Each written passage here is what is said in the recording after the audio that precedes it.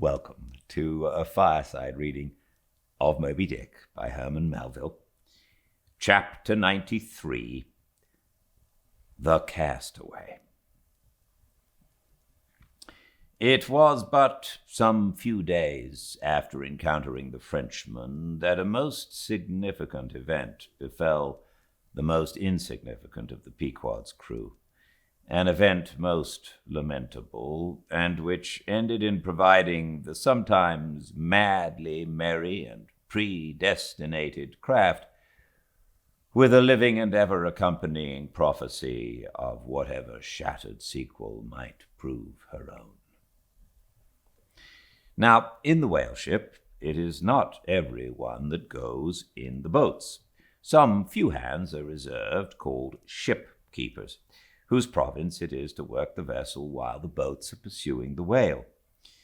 As a general thing, these ship-keepers are as hardy fellows as the men comprising the boat's crews. But if there happen to be an unduly slender, clumsy, or timorous wight in the ship, that wight is certain to be made a ship-keeper. It was so in the Pequod with the little Negro boy, Pippin by nickname, Pip by abbreviation. Poor Pip.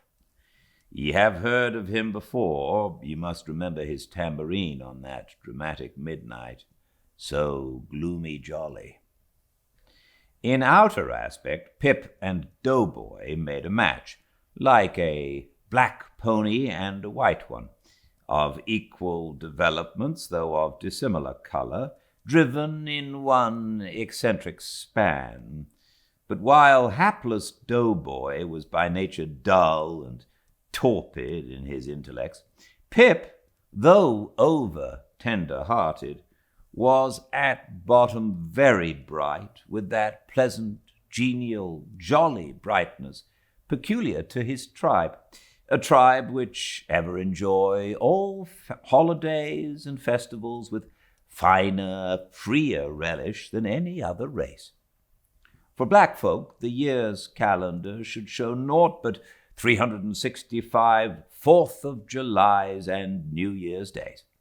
Nor smile so, while I write, that this little black man was brilliant, for even blackness has its brilliancy. Behold yon lustrous ebony panelled in kings' cabinets. But Pip loved life, and all life's peaceable securities, so that the panic-striking business in which he had somehow unaccountably become entrapped had most sadly blurred his brightness, though, as ere long will be seen, what was thus temporarily subdued in him in the end was destined to be luridly illumined by strange wild fires that fictitiously showed him off to 10 times the natural luster with which in his native Tolland County in Connecticut he had once enlivened many a fiddler's frolic on the green. And at melodious eventide, with his gay ha-ha, had turned the round horizon into one star-belled tambourine. So, though in the clear air of day, suspended against a blue-veined neck, the pure-watered diamond drop will healthful glow, yet when the cunning jeweler would show you the diamond in its most impressive luster, he lays it against a gloomy ground, and then lights it up, not by sun, but by some unnatural gases. Then comes out those fiery effulgences, infernally superb. Then the evil-blazing diamond, once the divinest symbol of the crystal skies, looks like some crown jewel stolen from the king of hell. But let us to the story. It came to pass that in the ambergris affair, Stubbs' after-oarsman chanced so to sprain his hand, as for a time to become quite maimed, and temporarily Pip was put into his place. The first time Stubb lowered with him, Pip evinced much nervousness, but happily for that time escaped close contact with the whale, and therefore came off not altogether discreditably, though Stubb, observing him, took care afterwards to exhort him to cherish his courageousness to the utmost, for he might often find it needful. Now upon the second lowering, the boat paddled upon the whale, and as the fish received the darted iron, it gave its customary rap, which happened in this instance to be right under poor Pip's seat. The involuntary consternation of the moment caused him to leap, paddle in hand, out of the boat, and in such a way that part of the slack whale line coming against his chest, he breasted it overboard with him so as to become entangled in it when at last plumping into the water. That instant the stricken whale started on a fierce run, the line swiftly straightened, and presto, poor Pip came all foaming up to the chocks of the boat, remorselessly dragged by the line which had taken several turns around his chest and neck. Tashtigo stood in the bows. He was full of the fire of the hunt. He hated Pip for a poltroon. Snatching the boat knife from its sheath, he suspended its sharp edge over the line, and turning towards Stubb, exclaimed interrogatively, "Cut!" Meantime, Pip's blue, choked face plainly looked, "Do, for God's sake!" All passed in a flash. In less than half a minute, this entire thing happened. "Damn him, cut!" roared Stubb, and so the whale was lost, and Pip was saved.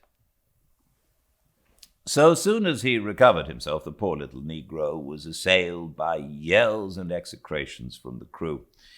Tranquilly permitting these irregular cursings to evaporate, Stubb then, in a plain, businesslike, but still half-humorous manner, cursed Pip officially, and that done unofficially, gave him much wholesome advice. The substance was, never jump from a boat, Pip. Except, but all the rest was indefinite, as the soundest advice ever is. Now, in general, stick to the boat is your true motto in whaling, but cases will sometimes happen when leap from the boat is still better. Moreover, as if perceiving at last that if he should give undiluted conscientious advice to Pip, he would be leaving him too wide a margin to jump in the future, Stubb suddenly dropped all advice and concluded with a peremptory command, "Stick to the boat, Pip, or by the Lord I won't pick you up if you jump. Mind that. We can't afford to lose whales by the likes of you. A whale would sell for 30 times what you would, Pip, in Alabama. Bear that in mind, and don't jump any more." Hereby Stubb indirectly hinted that though man loved his fellow, yet man is a money-making animal, which propensity too often interferes with his benevolence. But we are all in the hands of the gods, and Pip jumped again. It was under very similar circumstances to the first performance, but this time he did not breast out the line, and hence, when the whale started to run, Pip was left behind on the sea, like a hurried traveler's trunk. Alas, Stubb was but too true to his word. It was a beautiful bounteous blue day, the spangled sea calm and cool and flatly stretching away all round to the horizon, like gold beater's skim hammered out to the extremest. Bobbing up and down in that sea, Pip's ebon head showed like a head of cloves. No boat knife was lifted when he fell so rapidly astern. Stubb's inexorable back was turned upon him, and the whale was winged. In 3 minutes, a whole mile of shoreless ocean was between Pip and Stubb. Out from the center of the sea, poor Pip turned his crisp, curling black head to the sun.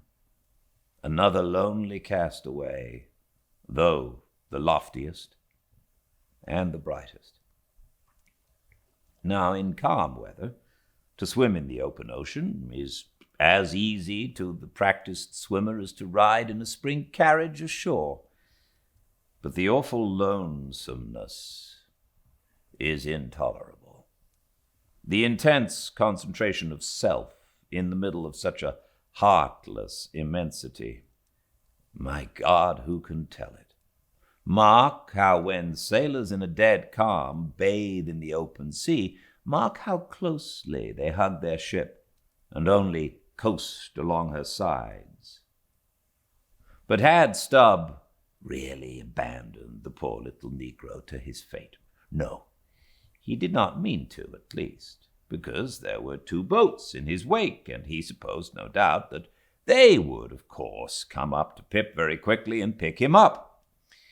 Though indeed such considerations toward oarsmen jeopardized through their own timidity is not always manifested by the hunters in all similar instances, and such instances not unfrequently occur, almost invariably in the fishery, a coward, so-called, is marked with the same ruthless detestation peculiar to military navies and armies. But it so happened that those boats, without seeing Pip, suddenly spying whales close to them on one side, turned and gave chase, and Stubb's boat was now so far away, and he and all his crew so intent upon his fish, that Pip's ringed horizon began to expand around him miserably.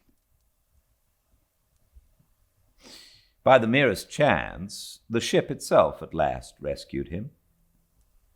But from that hour, the little Negro went about the deck an idiot. Such, at least, they said he was. The sea had jeeringly kept his finite body up, but drowned the infinite of his soul. Not drowned entirely, though. Rather, carried down alive to wondrous depths where strange shapes of the unwarped primal world glided to and fro before his passive eyes. And the Merman wisdom revealed his hoarded heaps. And among the joyous, heartless, ever-juvenile eternities, Pip saw the multitudinous God omnipresent coral insects that out of the firmament of waters heaved the colossal orbs. He saw God's foot upon the treadle of the loom and spoke it, and therefore his shipmates called him mad. So man's insanity is heaven's sense, and wandering from all mortal reason, man comes at last to that celestial thought, which to reason is absurd and frantic, and weal or woe feels then uncompromised, indifferent as his God. For the rest, blame not Stubb too hardly. The thing is common in that fishery, and in the sequel of this narrative, it will then be seen what like abandonment befell myself. Chapter 94. A squeeze of the hand.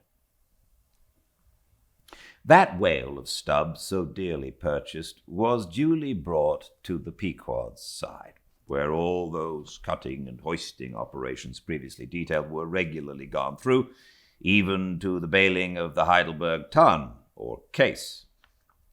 While some were occupied with this latter duty, others were employed in dragging away the larger tubs, so soon as filled with the sperm, and when the proper time arrived, this same sperm was carefully manipulated ere going to the try-works, of which anon.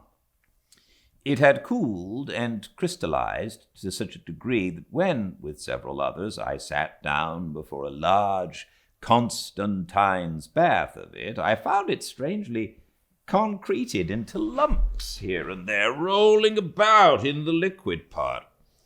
It was our business to squeeze these lumps back into fluid.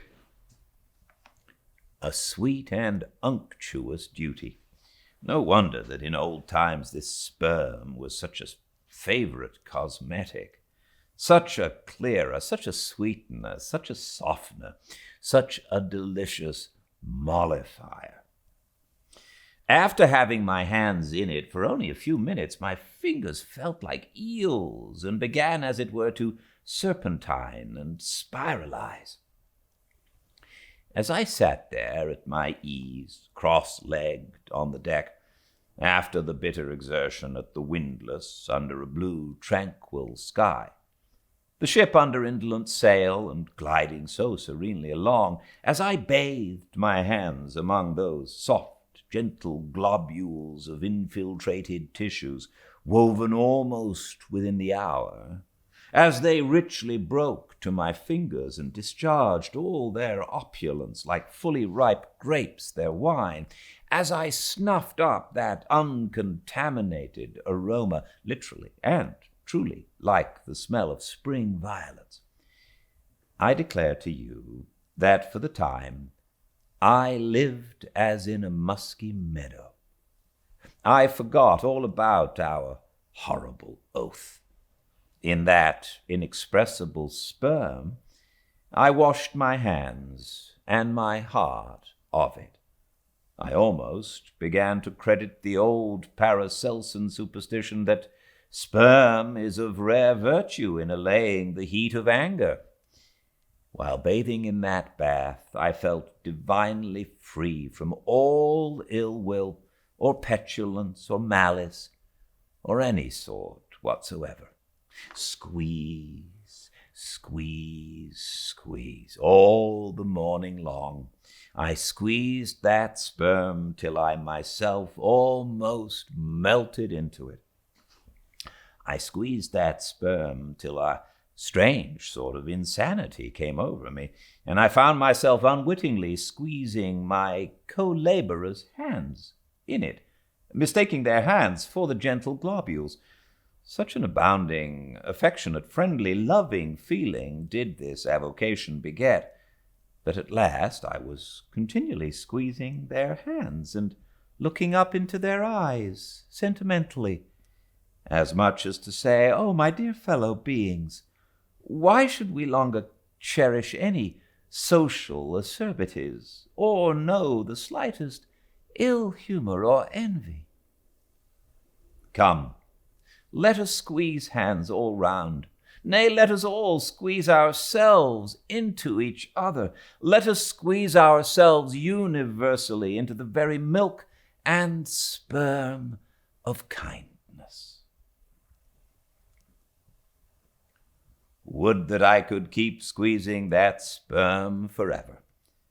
For now, since by many prolonged, repeated experiences I have perceived that in all cases man must eventually lower, or at least shift his conceit of attainable felicity, not placing it anywhere in the intellect or the fancy, but in the wife, the heart, the bed, the table, the saddle, the fireside, the country. Now that I have perceived all this, I am ready to squeeze Case eternally. In thoughts of the visions of the night, I saw long rows of angels in paradise, each with his hands in a jar of spermaceti. Now, while discoursing of sperm, it behooves to speak of other things akin to it in the business of preparing the sperm whale for the try-works. First comes white horse, so called, which is obtained from the tapering part of the fish, and also from the thicker portions of his flukes. It is tough, with congealed tendons, a wad of muscle, but still contains some oil. After being severed from the whale, the white horse is first cut into portable oblongs, ere going to the mincer. They look much like blocks of Berkshire marble. Plum pudding is the term bestowed upon certain fragmentary parts of the whale's flesh, here and there adhering to the blanket of blubber and often participating to a considerable degree in its unctuousness. It is a most refreshing, convivial, beautiful object to behold, as its name imports. It is of an exceedingly rich, mottled tint, with a bestreaked, snowy and golden ground dotted with spots of the deepest crimson and purple. It is plums of rubies in pictures of citron. Spite of reason, it is hard to keep yourself from eating it. I confess that once I stole behind the foremast to try it. It tasted something as I should conceive a royal cutlet from the thigh of Louis le Gros might have tasted, supposing him to have been killed the first day after the venison season, and that particular venison season contemporary with an unusually fine vintage of the vineyards of Champagne. There is another substance, and a very singular one, which turns up in the course of this business, but which I feel to be very puzzling adequately to describe. It is called Slobgolian, an appellation original with the whaleman, and even so is the nature of the substance. It is an ineffably oozy, stringy affair, most frequently found in the tubs of sperm, after a prolonged squeezing and subsequent decanting. I hold it to be the wondrously thin, ruptured membranes of the case coalescing. Gurry, so called, is a term properly belonging to right whalemen, but sometimes incidentally used by the sperm fishermen. It designates the dark, glutinous substance which is scraped off the back of the Greenland or right whale, and much of which covers the decks of those inferior souls who hunt that ignoble Leviathan. Nippers. Strictly, this word is not indigenous to the whale's vocabulary, but as applied by whalemen, it becomes so.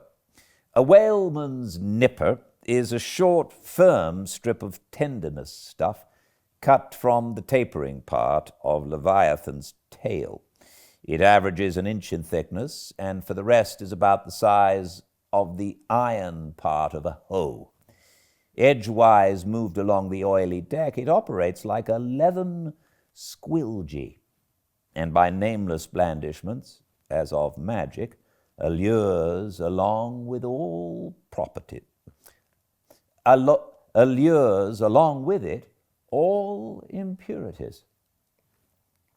But to learn all about these recondite matters, your best way is at once to descend into the blubber room and have a long talk with its inmates.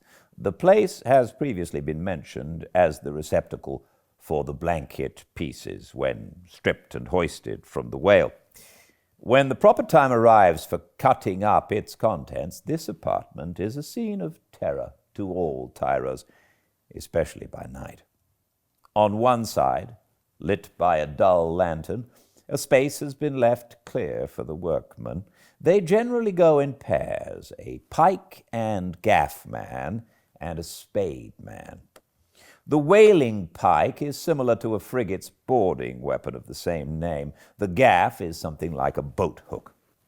With his gaff, the gaff man hooks onto a sheet of blubber and strives to hold it from slipping as the ship pitches and lurches about. Meanwhile, the spade man stands on the sheet itself, perpendicularly chopping it into the portable horse pieces. This spade is so sharp as hone can make it. The spademan's feet are shoeless. The thing he stands on will sometimes irresistibly slide away from him like a sledge. If he cuts off one of his own toes or one of his assistants, would you be very much astonished? Toes are scarce among veteran blubber-room men. Chapter 95. The Cassock. Had you stepped on board the Pequod at a certain juncture of this post-mortemizing of the whale, and had you strolled forward nigh the windlass, pretty sure am I that you would have scanned with no small curiosity a very strange, enigmatical object which you would have seen there lying along lengthwise in the lee scuppers. Not the wondrous cistern in the whale's huge head, not the prodigy of his unhinged lower jaw, not the miracle of his symmetrical tail. None of these would so surprise you as half a glimpse of that unaccountable cone. Longer than a Kentuckian is tall, nigh a foot in diameter at the base, and yet black as Yojo, the ebony idol of Queequeg. And an idol indeed it is, or rather in old times its likeness was. Such an idol as that found in the secret groves of Queen Ma'acha in Judea, and for worshipping which King Asa her son did depose her, and destroyed the idol, and burnt it for an abomination at the brook Kedron, as darkly set forth in the 15th chapter of the first book of Kings. Look at the sailor called the Mincer, who now comes along, and assisted by two allies, heavily backs the Grandissimus, as the mariners call it, and with bowed shoulders staggers off with it as if he were a grenadier carrying a dead comrade from the field. Extending it upon the forecastle deck, he now proceeds cylindrically to remove its dark pelt, as an African hunter the pelt of a boa.